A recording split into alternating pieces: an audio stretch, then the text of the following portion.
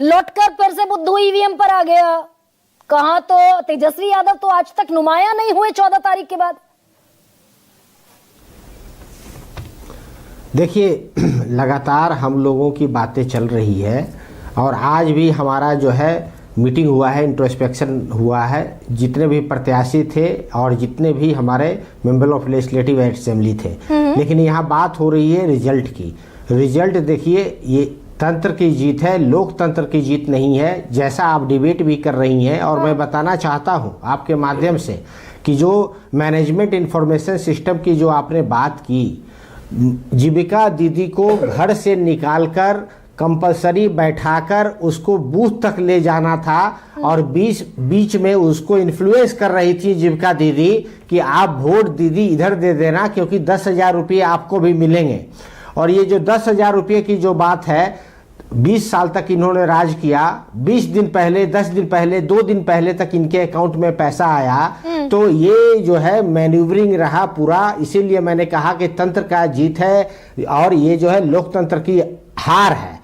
अब इसके अलावा देखिए, अभी राजीव भाई हमारे बड़े सीनियर आदमी हैं, ये कह रहे थे। यादव, एक सेकंड सर, आप तेज प्रताप यादव तेजस्वी से लड़ेंगे, तेजस्वी लड़ेंगे एआईएमआईएम से, कांग्रेस आपस में लड़ती भिड़ती रहेगी, मुकेश सैनी लड़ते रहेंगे और ये सारा मिसमैनेजमेंट दरअसल इसका ठीकरा आप फोड़ देंगे ईवीएम पर और 10,000 पर।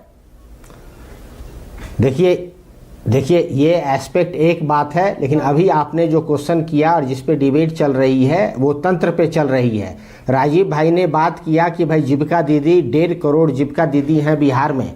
हर एक जीविका दीदी से 10 रुपये पर हफ्ता लिया जाता है।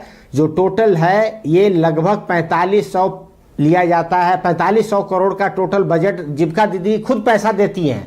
1.5 करोड़ जो है जीविका दीदी, तो ये पैसा जो है जीविका दीदी का ही पैसा है जो वो लौटा देते हैं। और इसका इंटरेस्ट सोच लीजिए कितना, सारे 4500 करोड़ का 5 साल का जो बजट है इसका खुद जीविका दीदी का ही पैसा है। 10 रुपये पर वीक दिया जाता है और इनको एक गिनी पिग बना दिया गया है इलेक्शन के समय। ये सारी काम करती है और महिला सशक्तिकरण के नाम पे। क्या ये आपको भी समझ में आ गया था ड्यूरिंग इलेक्शन? आपको तो चुनाव में समझ में आ गया था कि भाई ये जीविका दीदी वाली जो योजना है 10,000 रुपए वाली, ये जमीन खींचने वाली है। तेजस्वी यादव सामने आ गए, हम तो 30,000 रुपए देंगे। कोशिश आपने भी की ना इसी लूप होल का फायदा उठाने की। देखिए इलेक्शन अनाउंस होने के पहले हमने कहा था, हमारा ये मैनिफेस्टो में भी था। और इन लोगों ने मॉडल कोड ऑफ कंडक्ट का वायलेशन किया। इलेक्शन कमिश्नर शांत होकर बैठा रहा।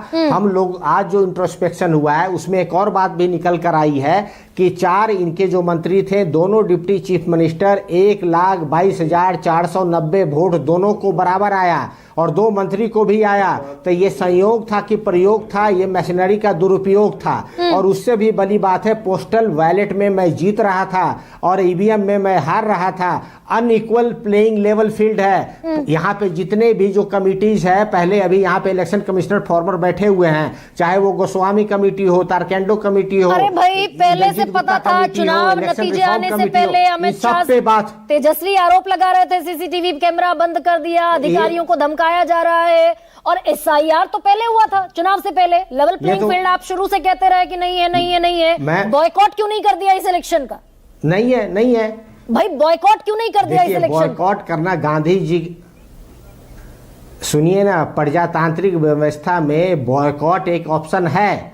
लेकिन आप जब देखिए प्रजातांत्रिक व्यवस्था में हमें विश्वास करना पड़ेगा ना न्यायपालिका पर। न्यायपालिका भी कहती रह गई कि इसको आधार से जोड़ो और 2 दिन पहले जो है अनाउंसमेंट के आधार से इन्होंने जोड़ा। 4 बार डायरेक्शन दिया, डायरेक्शन को नहीं माना इलेक्शन कमिश्नर ने। इतना ही नहीं, जो 10,000 रुपये की भी जो बात है, हर एक ईवीएम में हम लोग ये कह सकते हैं कि ईवीएम में फॉल्ट था। ईवीएम में पहले से ही ये वोट वहां पे पड़ा हुआ था, उसके बावजूद भी हम लोग 25 जीत कर आए। नहीं तो ये संयोग कैसे हो सकता है कि दोनों डिप्टी चीफ मिनिस्टर का एक ही वोट पड़े 1,22,490। ये तो पहले से आप ये राग तो विपक्ष करुणा सागर ये राग तो आप पहले